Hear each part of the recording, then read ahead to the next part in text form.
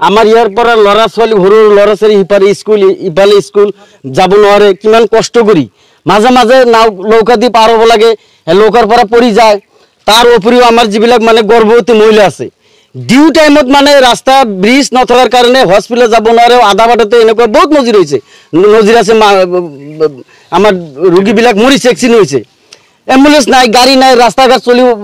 নাই গাড়ী ঘোড়া চলিব নোৱাৰে ইমান কোৱা সত্ত্বেও কাৰণ আমি এটা ভাবি আছো যে আমাৰ এই যেহেতু অনুন্নত অঞ্চল অশিক্ষিত অঞ্চল পিছপৰা এলেকা সেইকাৰণে জনপ্ৰতিনিধিৰ এনেকুৱা মানে অৱহেলা নাকি আমি এতিয়া ভাবিবলৈ বাধ্য হৈছোঁ সেইকাৰণে আমি আপোনালোকৰ জৰিয়তে আকৌ আজি যেনেকৈ ব্ৰিজটো আকৌ এই অলপ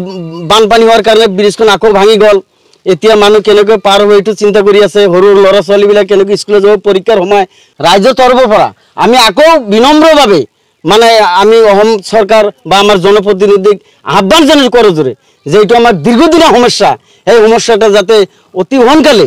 মানে এটা ব্ৰিজৰ ব্যৱস্থা কৰি দিয়ে আমাৰ এই অঞ্চলত যাতায়াত এবং ল'ৰা ছোৱালী এবং দুখী ৰোগী